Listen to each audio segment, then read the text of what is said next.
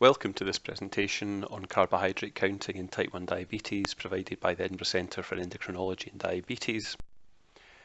To begin with a disclaimer, we'd just like to say that this is a general guide and it doesn't replace the advice from specialist diabetes teams, and if you have any uncertainty, we'd recommend that you contact your diabetes team for further advice. And similarly, that all patients attending Edinburgh clinics, we'd recommend that they sign up for a Daphne course to get a broader appreciation of the finer points of carbohydrate counting and other aspects of diabetes self-management. The purpose of the presentation is to run through carbohydrate counting, beginning with basic carb awareness, then some basic carb counting, and finally some of the more advanced features of carbohydrate counting. One of the first things to say is that the more glucose information you have, the better in terms of achieving ideal glucose control. And the table here simply shows that those people checking their blood sugars 5 to 6 or even 7 to 9 times a day tend to have better blood glucose control as determined by HbA1c than people who are checking less often. This presentation is not going to deal in depth with healthy eating advice, but the bullet points on the slide here summarise the main advice given by dietitians, which is essentially the same for people with diabetes as for those who don't have diabetes, namely plenty of starchy foods, ideally from the whole grain varieties when possible, plenty of fruit and vegetables, but keeping in mind that a lot of sweet fruit has quite a high sugar content, some protein-rich foods such as meat, fish and eggs, some milk and dairy, and ideally just a little saturated fat, salt and sugar.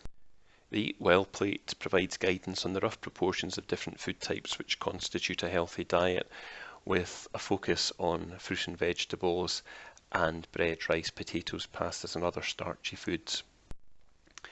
And it's also worth pointing out that over the last couple of decades, there has been a gradual increase in portion sizes. So typically today, people eat perhaps a little more than they ideally need for their total calorie requirements. So to move on to the basics of carbohydrate counting, there are three main different food types: protein, fat and carbohydrate, and all of these are important in the correct balance, with the table here giving examples of different foods within each class. So for protein, things like meat, nuts, fish, eggs and cheese, and for fat, butter, oils, creams, and for carbohydrates, things like bread, rice, pasta, cereal, as well as milk and fruit. Carbohydrates are an essential component of a healthy diet. They're not bad for you. And guidelines suggest around 230 grams for women and 300 grams for men each day. And most of that carbohydrate intake should come from starchy carbohydrates and fruit and vegetables. Carbohydrate containing foods like bread and potato contain starch, which is made up of glucose molecules, and during the digestion process, starch is converted to glucose and then absorbed into the bloodstream. Glucose is the body's main fuel source, whilst in the analogy here, muscle is the equivalent of the body's engine. Insulin works like a key which allows glucose to get into muscle and other cells in the body. And when insulin is lacking, as is the case in diabetes, the glucose is stuck in the bloodstream and can't get to where it needs to be to power muscles. On the other hand, too much insulin will cause too much glucose to leave the bloodstream, therefore depriving the brain of its essential fuel source, causing hypoglycemia. In people who don't have diabetes, the pancreas is very good at producing exactly the right amount of insulin. In diabetes, decisions about the right amount of insulin need to be made by the person with diabetes, and this can be a difficult task, which does get easier with practice and the right training. One reason why fixed doses of insulin with meals don't work is because of the massive variation in the amount of carbohydrate from meal to meal. If you were always to take 5 units of insulin at lunchtime, it would probably cover the tuna baguette in this example, where there are 50 grams of carbohydrate, but would cause the blood sugar to drop dangerously low if eating a meal with hardly any carbohydrate like the tuna salad. Similarly, someone taking a fixed dose of 10 units with their evening meal would end up with very high glucose levels after eating a takeaway pizza, as this wouldn't be enough insulin for 160 grams of carbohydrate, but they'd run the risk of becoming hypoglycemic if they took 10 units with a chicken dinner with a small portion of roast potatoes, where there's only 40 grams of carbohydrate. One of the first steps in looking at carbohydrate counting is establishing which foods contain carbohydrate and which foods contain either no carbohydrate or very low levels. In the example here, the bread, milk, banana and chips all contain large amounts of carbohydrate, whereas cheese, egg, chicken and fish contain next to no carbohydrate. Carbohydrate counting basically means matching the amount of insulin you give with the amount of carbohydrate in the food you eat. It's a process which becomes much easier with practice and always requires a good deal of trial and error to perfect. Basic carb awareness means considering the meals that you have frequently, and often things like breakfast and lunch can be quite similar on a day-to-day basis. And on top of that, many people will have a relatively small repertoire of main evening meals. So thinking about the carbohydrate content of these staples of your diet and starting to assess the effects they have on your glucose levels is a good first step. When matching carbohydrate with insulin, a useful concept to consider is the carbohydrate portion, which is the same as 10 grams of carbohydrate. Carbohydrate portion is the term used in the Daphne course, but one carbohydrate portion is interchangeable with 10 grams of carbohydrate. Typically, you'd expect one carb portion to raise blood glucose levels by 2 or 3 millimoles per litre. It's important to consider the time course of insulin action in terms of how quickly it works after being injected. Quick-acting insulins like Novorapid, Apidra and Humalog don't act anywhere near as quickly as the body's own insulin does in people who don't have diabetes. What this means is glucose levels will tend to rise within minutes of eating, whereas it takes injected insulin around 50 minutes to peak. And you see that on the chart here with the example of one of the quick-acting insulin analogues, where that peak effect is around 50 minutes, and even at around half an hour, that's only half of the maximum insulin effect. If you take your insulin 15 to 20 minutes before eating, it means there's some active insulin beginning to work as the glucose is digested and absorbed, and it helps prevent very high peaks of glucose. In those taking insulin after meals, it almost always results in very high glucose peaks and can also increase the risk of delayed low glucose levels in the hours following a meal. As well as the amount of carbohydrate, the type of carbohydrate is important when considering its effect on blood sugar levels. Glycemic index is a measure of how quickly carbohydrate causes the blood glucose levels to rise, and high glycemic index foods are things like cola, fruit juices and sweets, which cause a very sharp rise in glucose levels right after being consumed, whereas low glycemic index foods such as beans and nuts cause a slower and less pronounced rise in glucose. Some very low GI foods have a minimal impact on glucose levels and may require no insulin or significantly less than you might have anticipated based on their overall carbohydrate content. And things like cherries, barley, nuts, beans, grapefruit and lentils often require next to no insulin coverage as they have a very limited effect on blood sugar levels. The Daphne carbohydrate portion list gives advice on the carbohydrates in food which require insulin cover, and this is a good resource, and there are a number of other carbohydrate portion list type resources which provide this information as well. It's also worth watching out for hidden carbohydrate content in food, and a few things are listed on this slide here which are often not considered when carbohydrate counting, such as breadcrumbs and chicken and fish, certain things which are added to soups and pastas, as well as carbohydrate content in alcohol, which we'll talk a little more about later on. Typically, when it comes to snacking, 10 grams or less of carbohydrate means that you don't necessarily need to take any additional insulin, but any more than this and you should consider giving an extra insulin bolus. And typically it's a good idea to avoid excessive snacking, as this can lead to consistent rises in glucose through the course of the day. It's useful to set glucose targets, and these are often individualized, but a typical range would be aiming for 5 to 7 before breakfast, between 4 and 7 before other meals, between 5 to 9 2 hours after a meal, and pre-bed targets can vary, but broadly speaking, between 6 and 8 would be recommended where that was felt to be safe.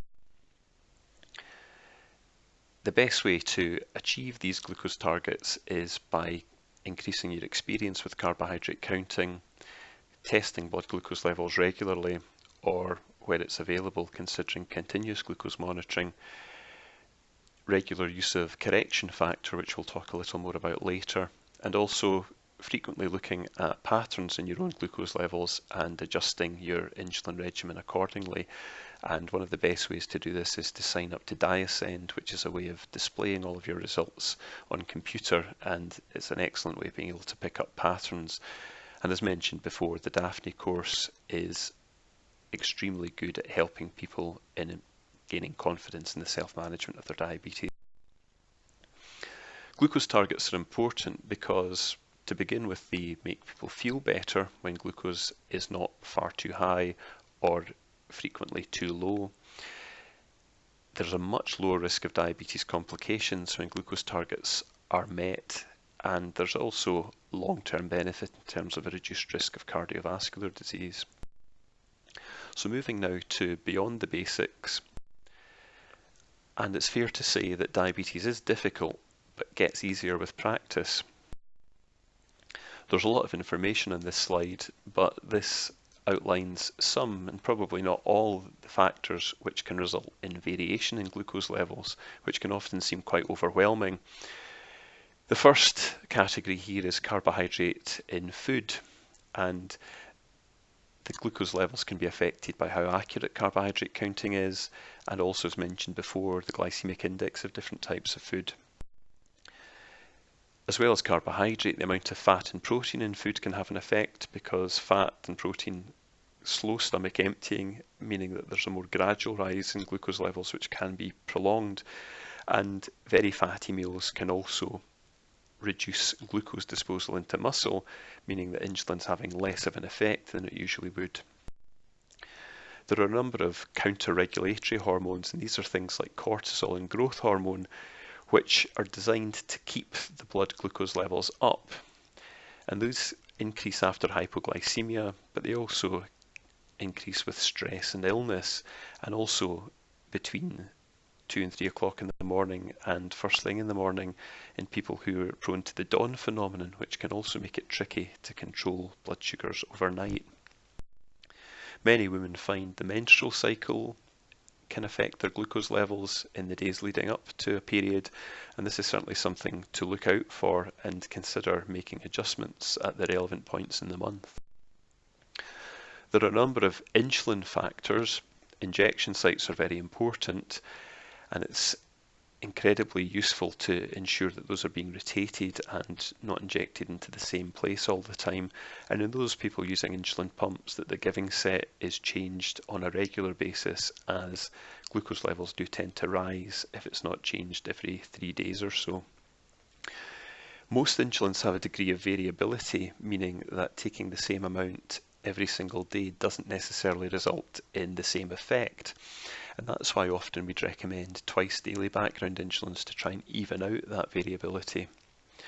It's worth knowing as well that injection of insulin into the legs results in slower absorption than into the abdomen, so it's worth considering the abdomen as a site for quick-acting insulin injections. And as we've mentioned before, timing of the bolus insulin is very important. If it's delayed to just before meals or after meals, it will almost always result in higher blood sugars. In those using pumps, there can be modifications made to the duration of the bolus delivery, and we'll talk a little more about that later. And it's also worth making sure with your diabetes nurse specialist that the type of needles you're using for your injections are the correct length, as that can have an effect as well. Exercise and activity can have quite substantial effects on glucose levels, and to make things a little more complicated, that can be different depending on the duration and the intensity of the exercise. And on our website we have a separate resource giving advice about strategies for dealing with blood glucose during exercise, which is certainly worth looking at. Alcohol can be complicated and will be discussed in a little more detail later. The problem being that carbohydrates are part of alcohol, but also the effect of alcohol later on tends to be to reduce how much glucose the liver produces. Stomach emptying will also affect glucose levels. It can be affected by high blood glucose levels, and as mentioned earlier, it can also be slowed by the amount of fat and protein in meals. In addition to all these factors, a lot of people are surprised that even after having not eaten anything, their glucose levels often seem to rise, and this is because the liver is capable of producing glucose, an effect which is reduced by insulin and increased by another hormone called glucagon. On top of that, the major effect of insulin is in disposing glucose into the muscles, and that's something which can also, as mentioned earlier, be affected by exercise. Moving back to carbohydrate counting, one of the best ways of working out how much carbohydrate is in a meal is by looking at the nutrition labels which are provided with most foods that you buy in supermarkets, and this example here shows the carbohydrate content per 100 grams and also per pack of food, and that can be used to help inform the dose of insulin that you would give. When initially getting to grips with carbohydrate counting, it can be useful to weigh your typical portions of foods like pasta and rice and cereal to know roughly how much you're taking with those typical meals, and also things like jacket potatoes, although it's important to consider the weight of some foods will change depending on whether it's before or after it's been cooked. You can also use things like cups and mugs to work out roughly portion sizes and weights of food, and that can be a more practical solution than always getting the scales out to measure things. On a day-to-day basis, carbohydrate information is available, as mentioned before, on the Daphne carbohydrate portion list, and if you Google carbohydrate portion list, you'll see a number of different versions of this, including this document here from Leicester University Hospitals, and also this one from Diabetes UK, and all of these are useful.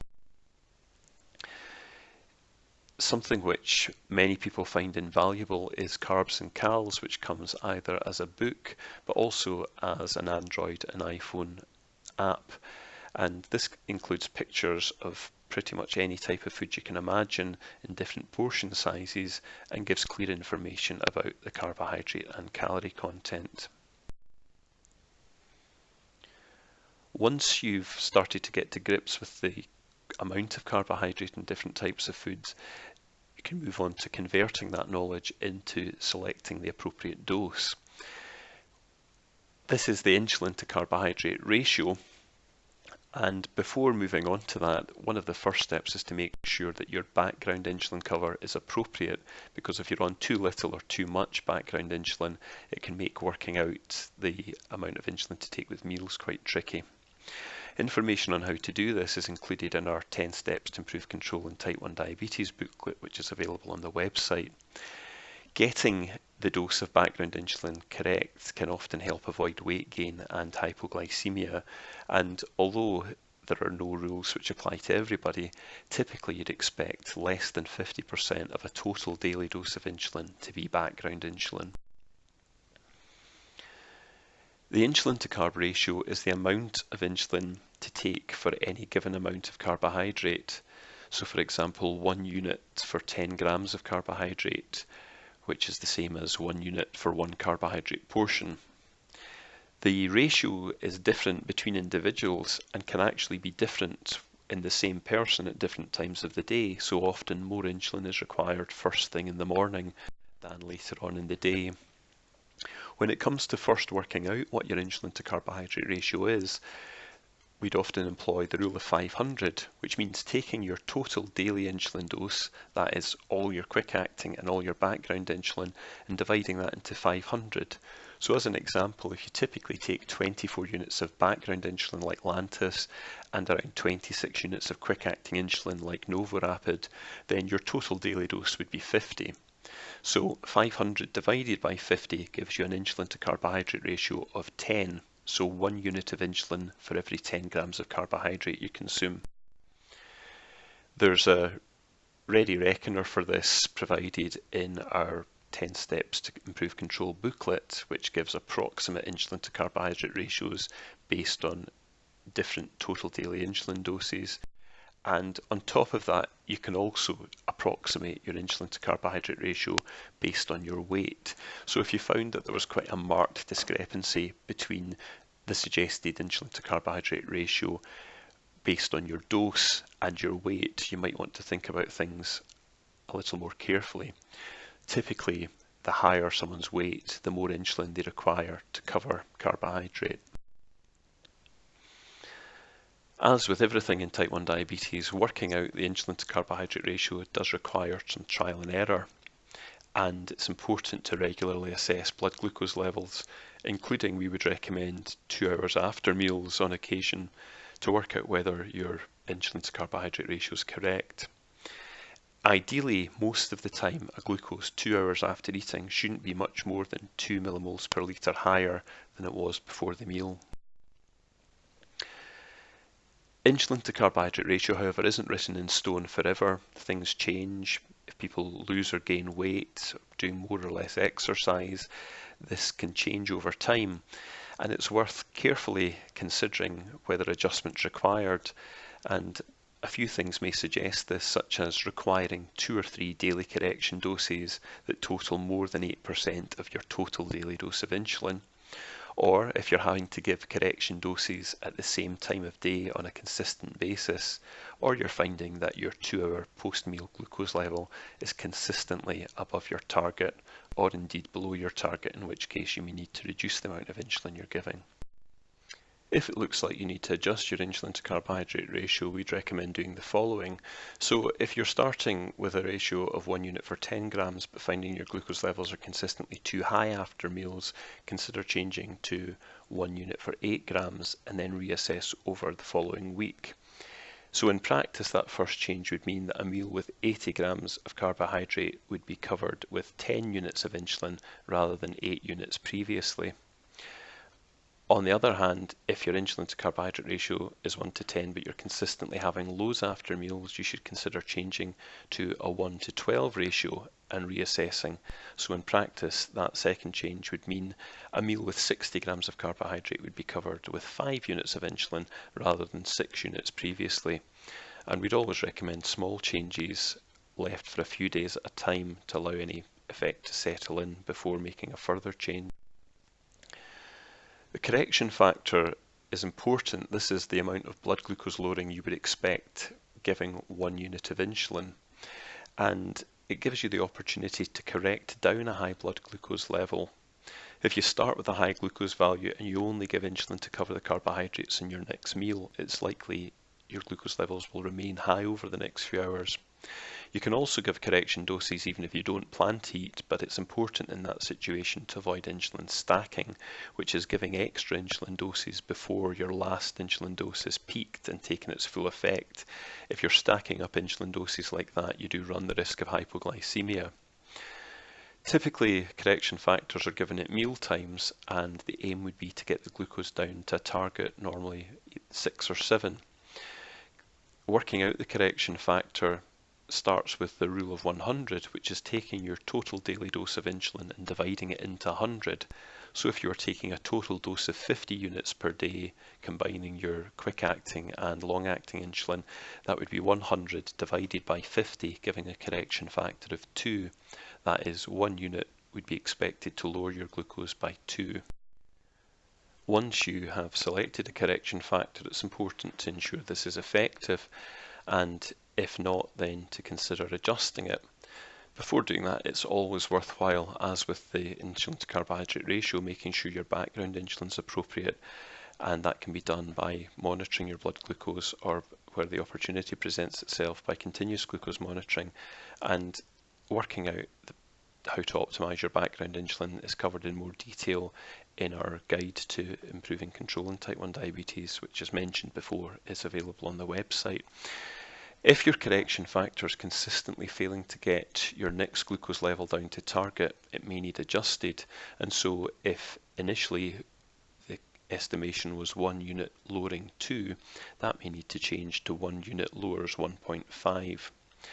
On the other hand, if your correction factor is consistently leading to low glucose levels, it may need adjusted in the opposite direction. So if initially 1 unit was lowering 2, it would need to change to 1 unit lowers 2.5. The next couple of pages are practical examples of how the insulin carbohydrate ratio and correction factor can be used together to work out a dose of insulin.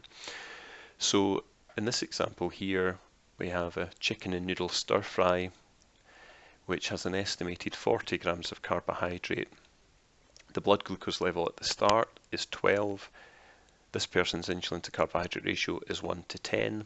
The correction factor is 1 unit lowering 2, and the target blood glucose for this person is 6. So to work out the dose for the food, first of all, that's 40 grams of carbohydrate divided by 10 equals 4 units. For the correction factor, the starting blood glucose is 12, the target is 6, so 12 minus 6 is 6, divided by the correction factor, which is 2, so 6 divided by 2 is 3 units. The total dose then is 4 units for the food and 3 for the correction, so 7 units in total. Another example here. This person's planning to have a bread roll and macaroni cheese. The estimated carbohydrate content of the roll is 25 grams and of the macaroni cheese is 55 grams, so a total of 80 grams altogether. The starting blood glucose is 10, the insulin carbohydrate ratio is 1 to 10, correction factor is 1 for 2, and the target blood glucose is 6. So the dose for the food here would be 80 grams, divided by 10 is 8 units, and for the correction, starting glucose of 10 minus the target of 6 is 4, divided by 2, the correction factor, is 2 units, so the total dose is 8 plus 2, 10 units. When the ratio is 1 to 10, this is always quite straightforward, but when the ratio changes, the maths can start to get a bit more difficult.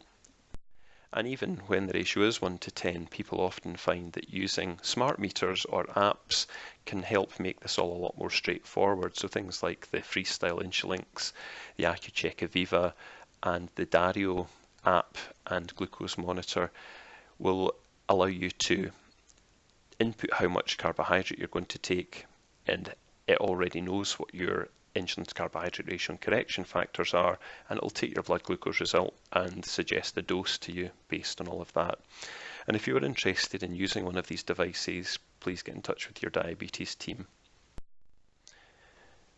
Beyond simply carbohydrate counting, there can also be an effect of fat and protein, and as mentioned before, both fat and protein can slow stomach emptying and prolong glucose absorption, and those glucose peaks can be quite pronounced and prolonged. The net effect of meals with a combination of fat and carbohydrate, like pizzas and many types of takeaway food, is a very pronounced glucose peaks, and these can persist well into the early hours of the morning and beyond. Dealing with high fat and carb meals can be difficult. Some authorities would suggest adding an extra 1 unit of insulin for every 100 calories of fat and protein, whilst others would suggest increasing the dose of insulin by 20 to 30% when consuming meals which are very heavy in fat content. It's often recommended that people using pumps employ a split bolus, where they would take perhaps 50% of their bolus dose immediately, and then the remainder is delivered over 2 to 4 hours to help cover this prolonged absorption of glucose with fatty meals. In people who are on multiple injections, these types of meals may require an injection before the meal and then another injection an hour or two later to result in best control.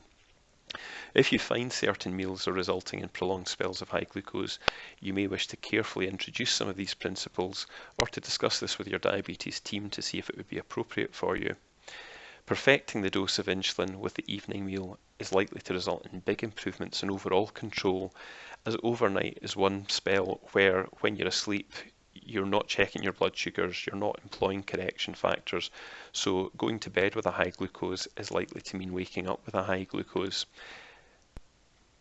Frequently, the cause of higher glucose levels in the morning is inadequate insulin coverage of the previous day's evening meal, so it is something that's worth working on, as it can have a massive impact on the overall control in HbA1c.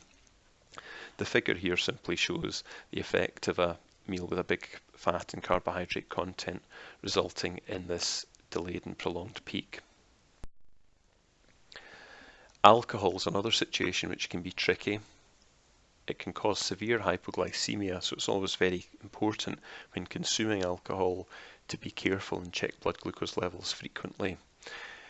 10 grams of carbohydrate in alcohol doesn't typically require insulin cover, but more than 10 grams may require some insulin cover, but this should be at least half of what you would normally take, and there may also be a requirement for a reduction in the background insulin dose or taking extra pre-bedtime carbohydrate to prevent late hypoglycemia through the night. Insulin pumps have a number of extra features which can help people who are carbohydrate counting. They include taking into account the active insulin time, so that if you have taken extra insulin doses, those are factored into any subsequent carbohydrate counting calculation. The bolus wizard, like smart meters mentioned earlier, will take into account the glucose level, correction factor, and insulin to carbohydrate ratio to suggest an appropriate dose for any given meal.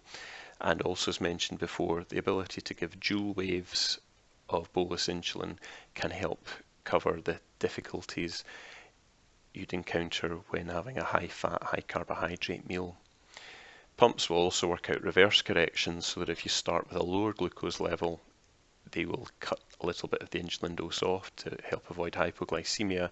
And there's also the ability with pumps to institute temporary basal rates, which are lower or higher depending on whether the glucose levels are high or low. Most pumps also have the ability to download and then look carefully at the patterns, which can be particularly useful when working out the effect of meals on blood sugar levels. Continuous glucose monitoring can be a useful tool, as it shows exactly what happens to the glucose level after meals. In the example here, with a very sharp rise in glucose and a high peak out of the target range, this seems to be because the insulin dose hasn't been given early enough in advance of the meal and hasn't really had the time to work yet. This example here is consistent with a meal heavy in fat and carbohydrate with a prolonged glucose rise which isn't settling down over a long period of time, and may have benefited from a dual wave bolus or 2 bolus injections of insulin. This example here shows a glucose which starts on target and then hours after the meal is significantly above target, suggesting that an insufficient dose of insulin was given. Something which continuous glucose monitoring can do, which a single finger prick test can't, is show you what has been happening to the glucose level in the minutes leading up to a test. So in the example here, the green line shows a glucose which is rising, whereas the red line shows a glucose which is falling. But if you were to take a finger prick test at that point, it would show you exactly the same value. In these situations, people who use continuous glucose monitoring would often deliver 20 to 30% more insulin when they see a fast rise in glucose, and would often give 20 to 30% less insulin when they see a steep fall in glucose. So there is additional information here which can be useful in helping to select the appropriate dose.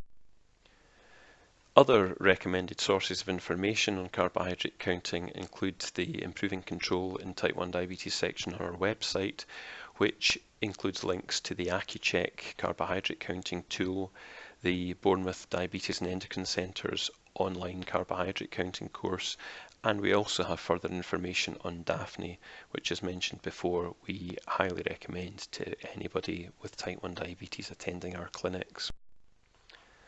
Coming to the end of this presentation, hopefully you'll feel a little more confident about addressing some of the many factors which can cause variation in glucose levels. Working through these day by day and week by week can help iron out some of the variability, and over time make things much more predictable and hopefully more often than not close to target for you. Our clinics are open 52 weeks a year, and we're really keen for you to keep in touch as often as you want to. Setting up a DiaSend account and sharing your glucose data with us is something we feel can be very important. We are happy to be emailed to look over your downloads of glucose monitoring and provide advice. And we'd also recommend that you have a look at our website for further details, both in terms of how to upload to DiaSend and also some of the other information we have available to help with diabetes control.